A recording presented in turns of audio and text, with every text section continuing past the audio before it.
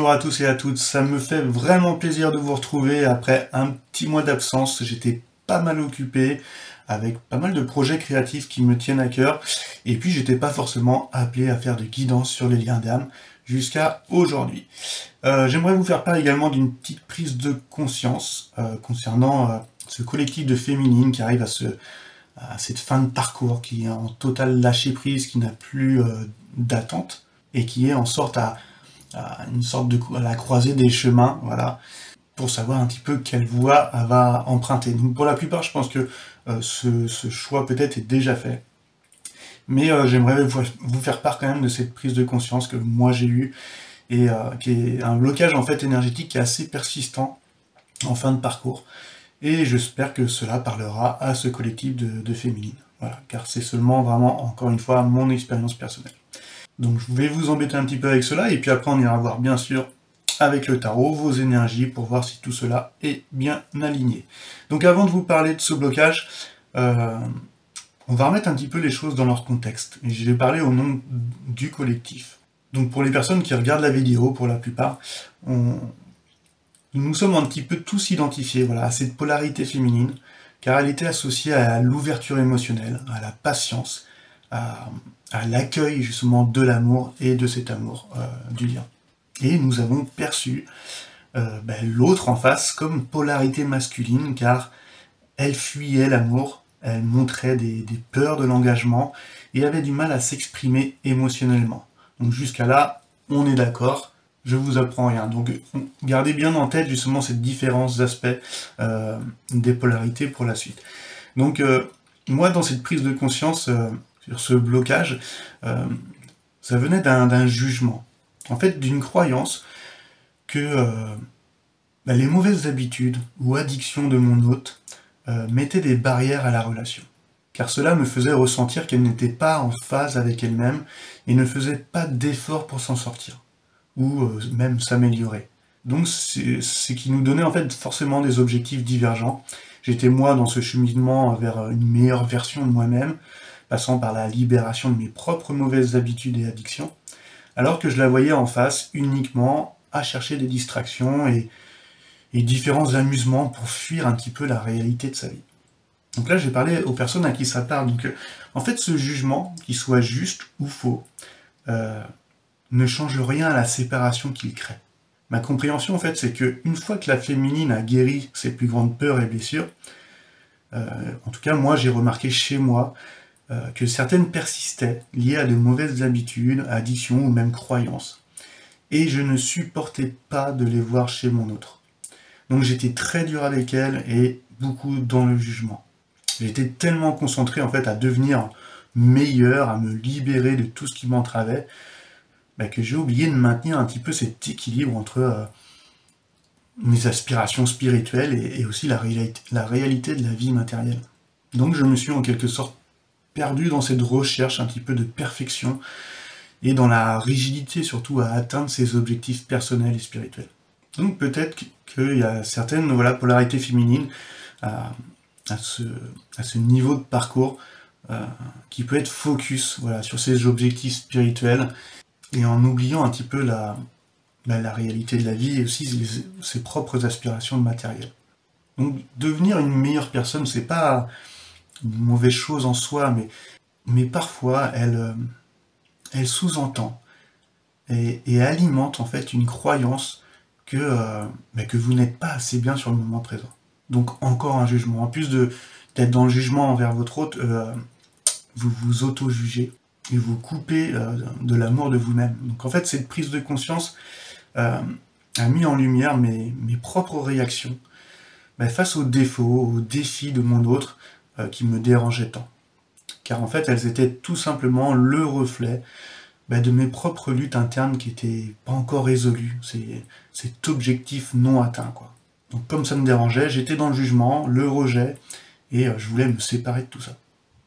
Et je vais même vous faire une petite référence d'un passage de la Bible où justement il est dit « Ne jugez point afin que vous ne soyez point jugés ».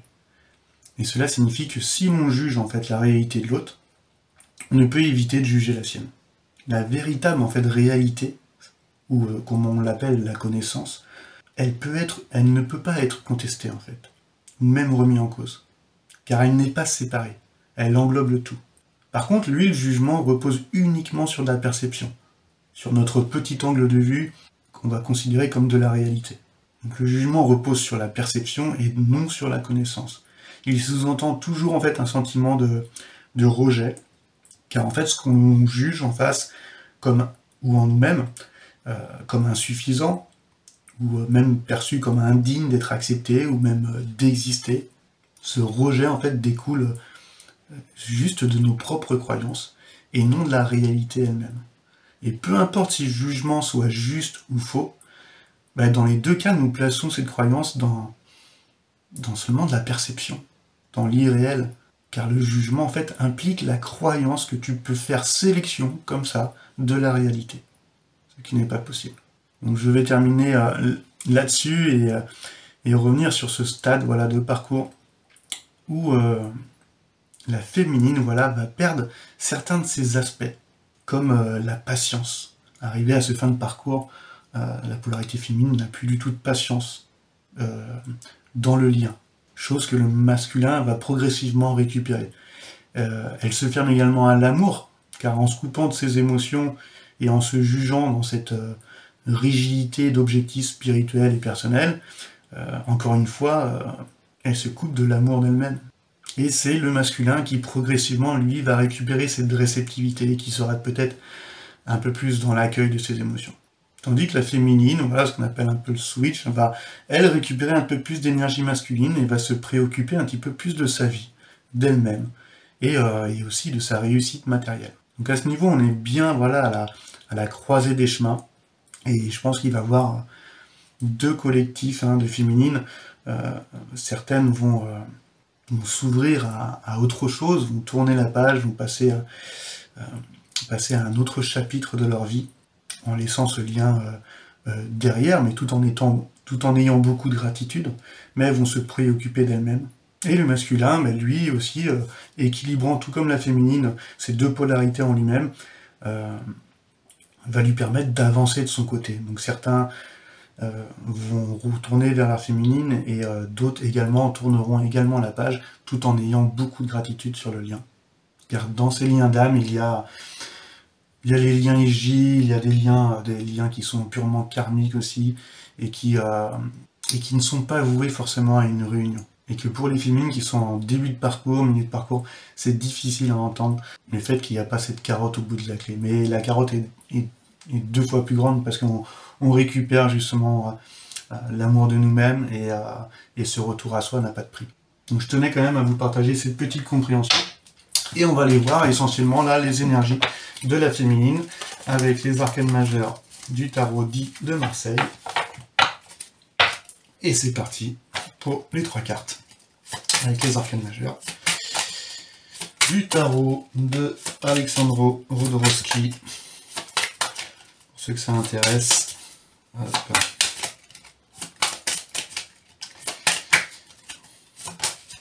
Alors, la roue, ok, donc il y a un cycle qui s'achève, un nouveau commencement.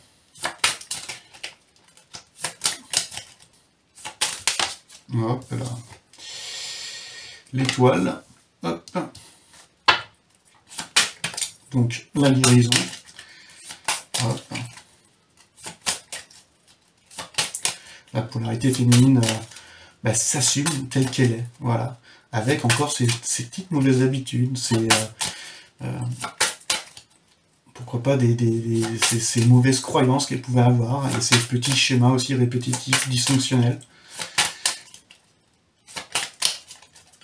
De la manière dont elle vit sa vie, et puis hop là, et la dernière, et le choix. Bon, il y a toujours un petit choix quand même, un petit choix du cœur à faire. Bon.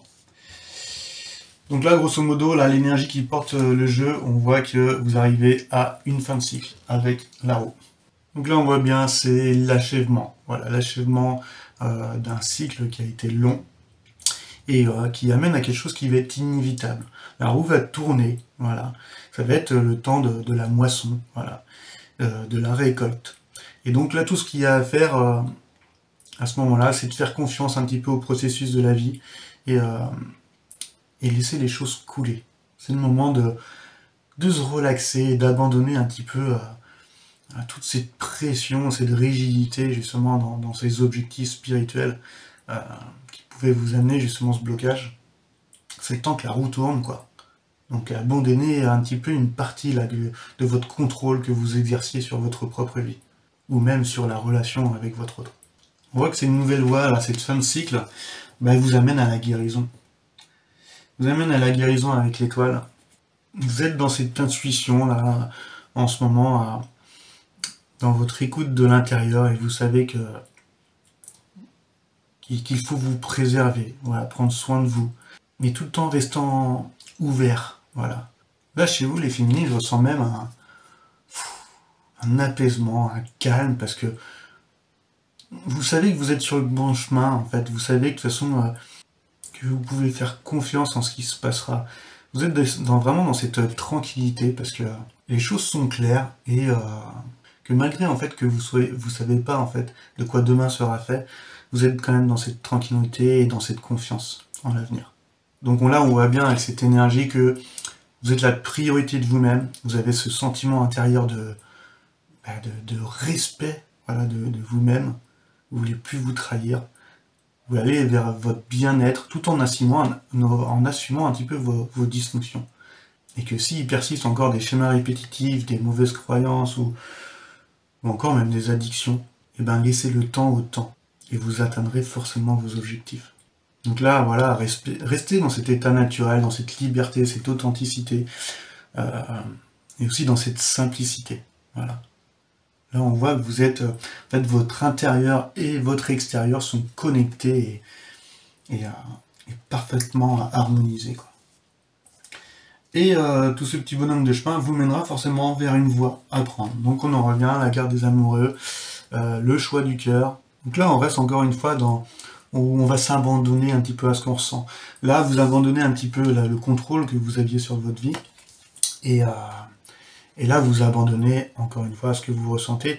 Donc pour les personnes qui s'ouvrent à un nouvel amour et qui ont tourné la page avec la personne avec laquelle ils se sont développés personnellement, et pour qui ils ont beaucoup de gratitude, ils auront encore un choix à faire, voilà, à savoir est-ce qu'ils vont vers justement une personne authentique, voilà, qui souhaite quelque chose de vrai, ou est-ce que ils retournent vers la personne du passé qui va être juste l'objet de désir, voilà.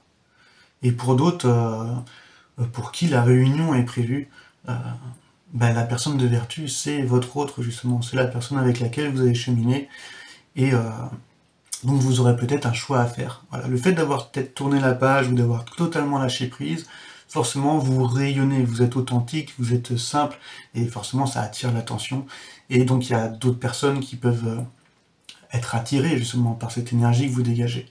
Donc vous aurez à vous sonder, à vous abandonner vraiment à ce que vous ressentez, à savoir si cette nouvelle personne, voilà, pour laquelle vous pouvez avoir du désir, est-ce que vraiment cette personne vous offre ce véritable amour que vous recherchez, voilà. Ou est-ce que dans ce cas-là, il ne serait pas plus judicieux de se retourner vers cette personne du passé qui vous a montré ce changement, voilà, qui s'est opéré en lui, et que cette personne avait changé, et que cet amour plein de vertu, c'est cette personne-là qui vous l'offre. Donc là, il y a deux salles, deux ambiances, hein. La nouvelle personne, ce nouvel amour pour ceux qui ont tourné la page, peut très bien être représenté par une personne voilà, plein de vertus, proposant un amour sincère, tout comme une personne qui souhaite simplement assouvir ses désirs charnels. Et pour les personnes qui ressentent que c'est la personne du passé qui revient et qui vous prouve que cette personne a changé, et un peu plus, et moins dans la fuite et plus dans l'expression de ses émotions, et ben il y aura aussi un choix à faire, voilà, entre cette personne qui propose un amour sincère et une autre personne que peut-être que vous pouvez attirer, dû à vos putains d'énergie les féminines. En ce moment là, vous êtes au top parce que vous vous respectez, en fait, vous êtes alignés, et puis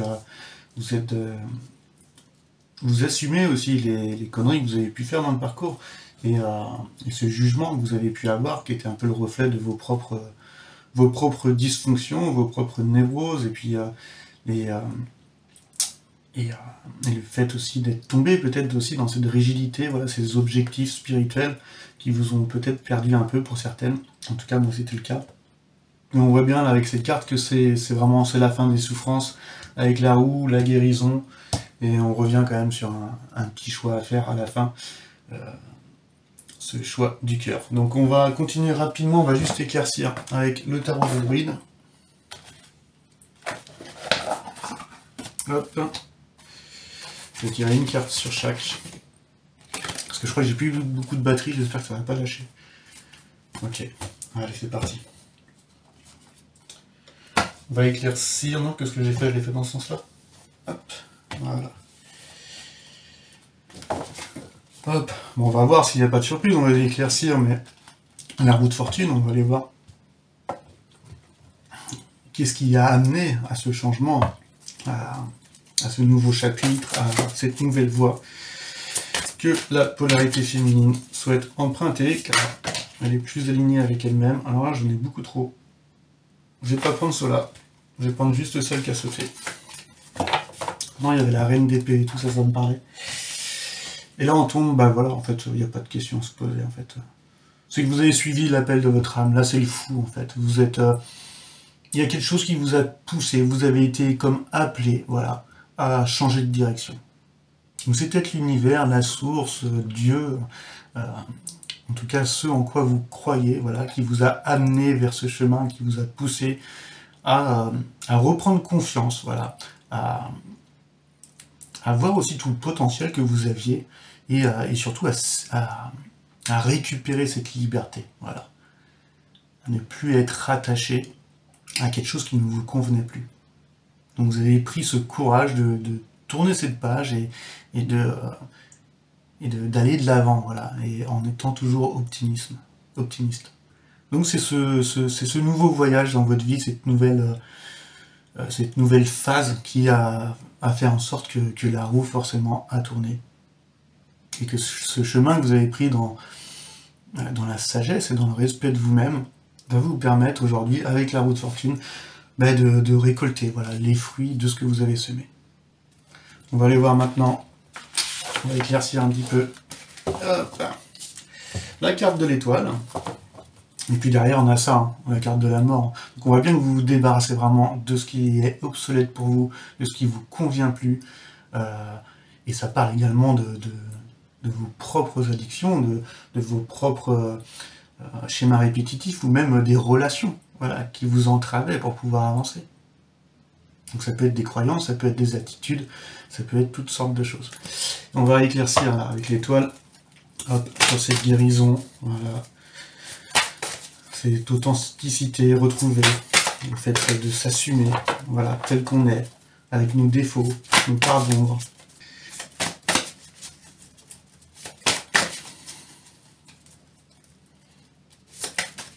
Ok, allez. Et là on a le Seigneur. Ok.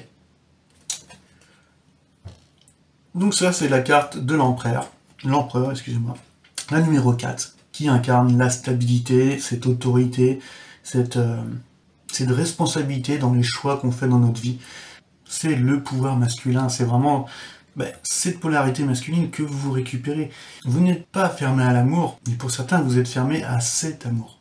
Avec autorité justement pour vous protéger et pour aller vers cette nouvelle voie, voilà, qui vous appelle. Et pour d'autres, c'est tout simplement le rééquilibrage, voilà, de vos deux polarités.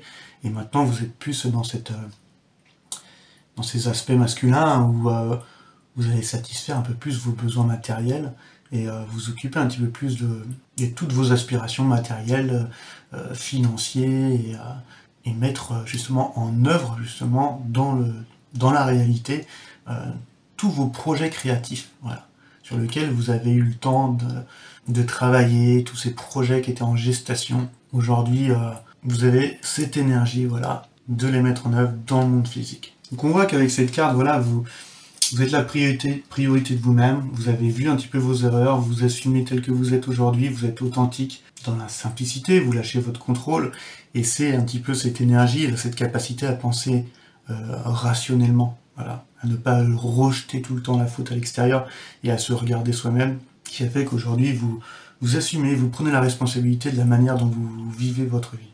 Et c'est ce que cette carte justement suggère, c'est qu'on vous êtes appelé à agir avec responsabilité avec cet empereur, et surtout en respectant vos valeurs. Donc voilà pourquoi vous êtes revenu à vous-même, vous êtes la priorité de vous-même, parce que vous avez repris un petit peu le contrôle de certains aspects de votre vie, voilà, mais les bons côtés, voilà, où un contrôle est parfois important, et vous avez montré justement des lignes claires, afin d'aller justement vers une voie où vous allez pouvoir respecter vos valeurs et accomplir justement vos rêves et tous vos projets. Vous êtes dans cette capacité-là là, de les réussir. On va aller voir quand même la carte des amoureux, on va l'éclaircir quand même. Hop.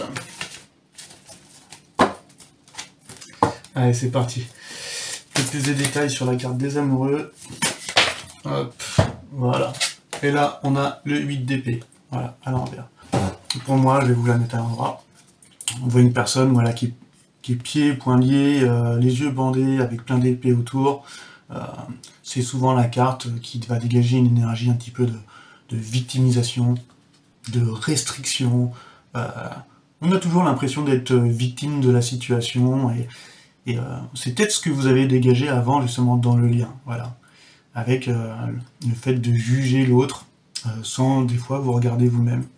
Car ce que vous voyez chez l'autre n'était pas supportable, parce que c'était le reflet aussi de vos propres dysfonctions. Donc à l'endroit, c'est le sentiment d'être piégé, peur de revendiquer voilà, vos valeurs. C'est vraiment le mental qui nous emprisonne. Donc c'est pas une super énergie pour la libération. Hein. Mais dans le sens inversé, c'est le contraire. Et c'est marrant, parce que ça rappelle un petit peu les limites que vous avez fixées, ce nouveau chapitre, la route qui tourne, et puis la voie que vous êtes en train d'emprunter. À l'envers, ce 8 d'épée, c'est vous brisez vos chaînes. Voilà. Vous brisez vos limites, vous avez cessé un petit peu vous cessez de vous sentir piégé déjà, par le lien, par la relation, par vous-même, et vous supprimez toutes les épées là, tous les obstacles en fait, pour progresser justement dans votre vie, dans vos projets, dans la réalisation de vos projets, là, dans ce monde physique, et dans cette nouvelle voie là, que vous êtes en train d'emprunter, dans le respect de vous-même et de vos valeurs. Voilà. Donc j'en ai terminé. Désolé, la petite guidance elle est vraiment petite, mais bon, je vous ai pas mal embêté avec ma petite intro. J'espère néanmoins que ça vous aura parlé. En tout cas, on voit bien ce switch hein, avec la polarité féminine qui récupère un petit peu ce pouvoir masculin et tous ces aspects qui lui sont propres, donc la concrétisation des projets, la responsabilité à prendre des décisions et à les mettre en pratique. Et que là, pour vous, là, mes féminines, c'est vraiment de lâcher prise, lâcher vraiment le contrôle que vous exerciez sur votre vie, surtout sur, encore une fois, je me répète, mais sur cette rigidité. Moi, ça a été frappant pour moi, car c'est mon hôte qui me l'a mis en lumière, mais d'arrêter, voilà, d'être trop dur avec vous-même, et d'être dans cette rigidité, voilà, de développement personnel, et d'être focus que sur ce développement spirituel.